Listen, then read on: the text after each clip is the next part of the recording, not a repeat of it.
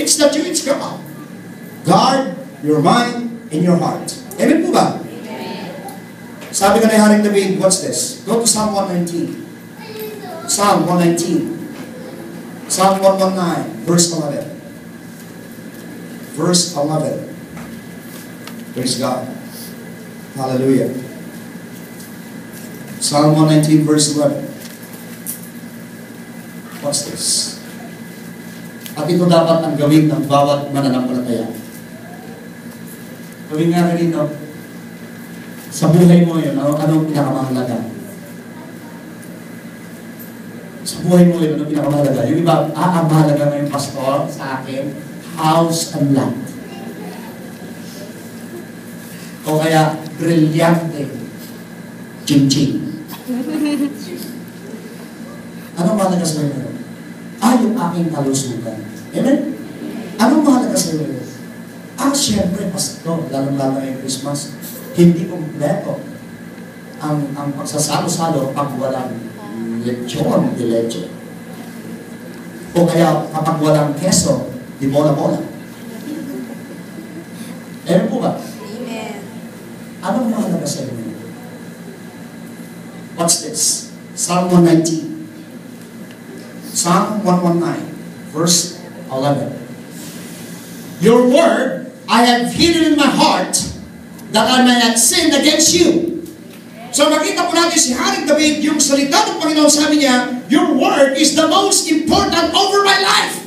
Amen. And that word, I want to put it in my heart para hindi ako magkasala sa iyo, Panginoon. Kasi kahit makuha mo lahat ng bagay sa mundo, kung ikaw naman ay nagkakasala sa Diyos, babagsak at babagsak ka pa rin sa kawalan. Amen. The Word of God is the lamp into our feet and the light into our path. The Word of God is the medicine of the dying soul. The Word of God is the light in our life. The Word of God is the one that will give us peace. The Word of God is the one that gives us hope. The Word of God is the one that promises us that we are already cleansed Amen. by the blood of Jesus. Amen. So, anong mahalaga ngayon? Yung salita ng Panginoon. Amen. Kasi yung nagsalita, alam pa rin nyo yung nagsalita, hari ng mga hari, Diyos ng mga Diyos, hindi sinungaling, kapag sinabi niya, magaganap, pag sinabi niya, totoo. Amen. Yung salitang yun ang kailangan natin. Don't you know everything in His Word sa buong sanlibutan, created by the Word of God. Amen. Ang salita po ng Panginoon, nakakapag-multiply ito. Amen. Sabi niya sa Isaiah 55, verse 11, so as my word that comes out from my mouth, sabi ng Panginoon, it will not return to me void or empty-handed, but it will accomplish its purpose that pleases me. Sabi ng Panginoon, yung salitang lumalabas sa aking bibig, sabi ng Panginoon, hindi ito babalik na walang saysay. So yung ganyang salita, i-apply mo sa problema mo. Yung ganyang salita, i-apply mo sa mga pangangailangan mo. Yung ganyang salita, i-apply mo kahit anong parte ng iyong buhay. You need to apply the Word of God. Halimbawa, sa sakit karamdaman, I speak forth the Word of God in the sicknesses and diseases that I am healed. Amen po ba? Ang salita ng Panginoon i-apply. Kapag mag-pray kayo, puro Word of God, magbasa kayo ng kanyang salita, para kung ano-ano mga pinag-pray natin. Minsan, pray tayo ng pray. Ang pray natin, puro hingi. Hingi mo ako nun, hingi mo ako niyan. Lord, bill mo ako nun, bill mo ako niyan. Puro tayo hingi ng hingi. The Word of God, pag-pray po kayo, isalita ninyo yung Word of God, ibalik ninyo sa Panginoon. Alam niyo po ba, pag ibinalik niyo ang kanyang salita, pag ibinalik niyo ang salita ng Panginoon, walang gagawin ng Diyos, kundi gampanan ang kanyang pinangako. Amen. Ito po, sasabihin ko sa inyo ha, ang salita ng Panginoon, magpangyarihan. Amen. I remember, itong, and si Sister Hilda, nung sabi niya sa akin, Pastor, yung tiyahin ko, 6 silang nakakulong. Yung mga bata. Kasama ko si Ate Nelly. At pagtapos nakita ko yung mga magulang, nakikita ko po yung mga magulang na sila desperado. They spend millions of money already para makalaya ng mga anak. Alam niyo po ba na nahabag ako sa mga magulang, hindi sa mga nakakulong? Nangyari sa akin sa New Jersey, nahabag ako sa isang bata, hindi sa nanay niya. Nung itulak niya, yung nanay niya na naka-wheelchair. Amen po ba? Naka-wheelchair yung kanyang ina. Nakahabag ako doon sa bata, hindi sa nanay. Kasi sabi ng bata sa akin, pag hindi ko balik ang nanay ko, hindi na ako maniniwala na may Diyos. Kaya sabi ko, Lord, Panginoon, paano to? Naawa ako sa bata, hindi sa nanay na naka-wheelchair. Sabi ko, Lord, pag ipinakita mo sa batang ito na ikaw ay tunay na Diyos, ang buong pamilya kita isusunod sa iyo.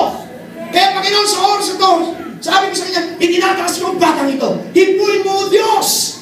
Hindi ko pinagpray yung nanay. Pagbaba ko, sabi ko sa nanay, halika, lakad tayo. Lumakad kami. Nakalakad yung ina.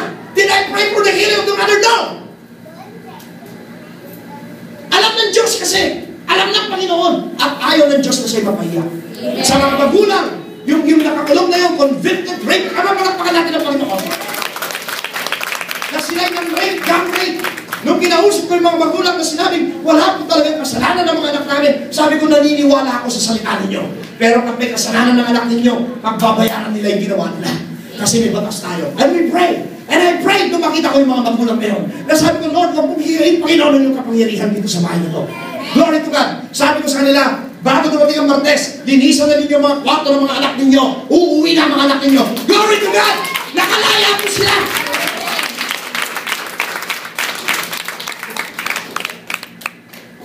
Kasi yung katotohanan, yung word of God ang i-apply natin. Kung ano man ang pangangailangan nyo, you need to cry the word of God. Lord, sinabi Panginoon sa salita na lahat ng kailangan namin ay alam mo, O Diyos. Hindi ako hihingi sa Panginoon, pero alam mo ang pangangailangan ko, Panginoon. Hindi puro hingi tayo ng hingi. Lord, i-promote mo ako, please. Lord, nagawin mo ako manager. Yung manager ko, nayaman mo sa kasatang piso. No! I-apply the word of God. Ang sabi ng Panginoon, wherever your feet trample, you will conquer. Amen po ba?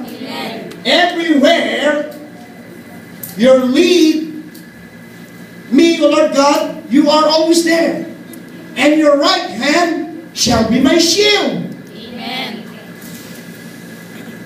Psalm 139 verse 7 and 8. Yung mututudun ako yung kantang, you are there.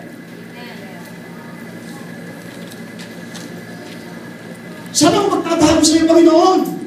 Kahit saan ako magpunta, naroon ang presensya mo.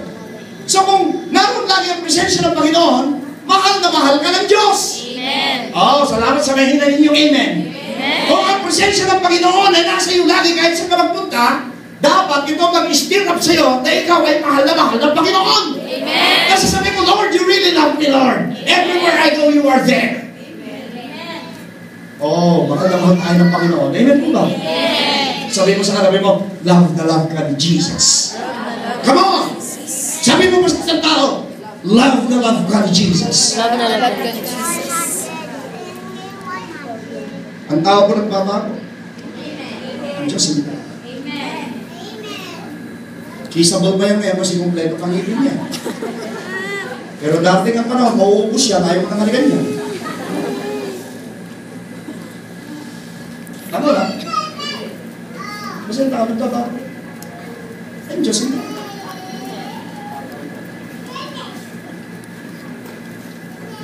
Amen po ba? Amen.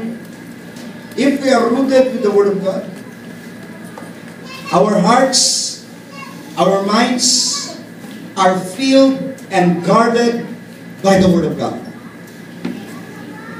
Ito pong Paskong ito, lagi ko sinasabi dito sa church, regaluhan nyo naman ang maganda sa sarili ninyo. Ano di ba kung ano yung regalo nyo sa sarili nyo na maganda? Bumili kayo ng magandang klaseng Biblia. Nakakabili nga kayo kung ano-ano dyan. Bakit yung Bible din nyo mabili? Yung magandang klase naman, yung leather naman siya. Eh, nakabili ka nga, pero dadalhin mo, hindi mo naman binabasa, wala rin. Amen. Hello? Babasahin ninyo. Ito po yung mapa ng buhay, ito ang sandata sa ating pakikibaka kay Diablo. You cannot go in a battlefield unless you are ready. Hindi po pwede yung Kristiyano kayo tuwing araw lamang ng linggo. Kailangan everyday, Pasko. Everyday masaya kayo. Everyday, nandiyan ang Panginoon. Your heart and your mind must be guarded. How? Meditation of the Word of God. Meditate day and night, night and day. Hindi ka po yung nagbabago sa atin. Alam po ba ninyo na pagbabago ng tao, hindi ito nagagawa? Amen. Ngunit, ito yung nagagawa ng salita ng Diyos. Amen. Kasi ito na magbibigay sa iyo ng conviction. Amen. Kaya na pag nabasa mo, don't you know that you are the temple of the Holy Spirit? Oops! Mag-iisip ka ngayon, ako pala ang templo ng Diyos! Amen. Kung dati sinasaksakan mo ng pulang kabayo, huwag na!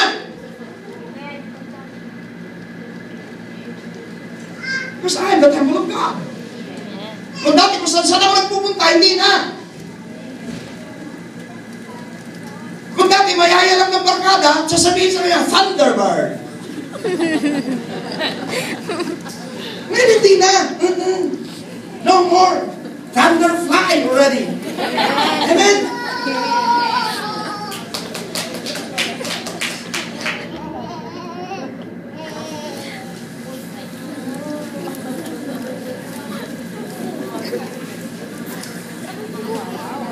It's the word of God. Amen po ba? Eh, mga batang yan magagaling mag-praise the Lord. Amen. Turuan ninyo yung mga batang maliliit. Amen po ba? Amen. Guard your mind and guard your heart. Let's see Matthew 12:34. Matthew 12:34. Hallelujah. Hindi po ang sarap maging Kristiyano. Amen. Isa pa po, lahat ng kasalanan natin, wala na. Amen. Sabi mo sa katabi mo, bago nila lang ako. Come on! Sabi mo, bagong nilalang ako. Matthew 12:34. Hallelujah. Are you there? Amen. Verse 34. Rod of vipers, how can you being evil speak good things? Ano ibig sabihin ito? You cannot speak good things if you're evil. Amen po ba? Amen. For out of the abundance of the heart, the mouth speaks. Tumingin nga dito, out. Sabi nga natin, out. Out the abundance. Out the heart. Of the heart. The mouth speaks. The mouth speaks. Gusto mo ba niyo na magalit? Amen. Ano ba ang lumabas sa salita na nagalit kayo? Yun ang laman ng puso niyo. Amen.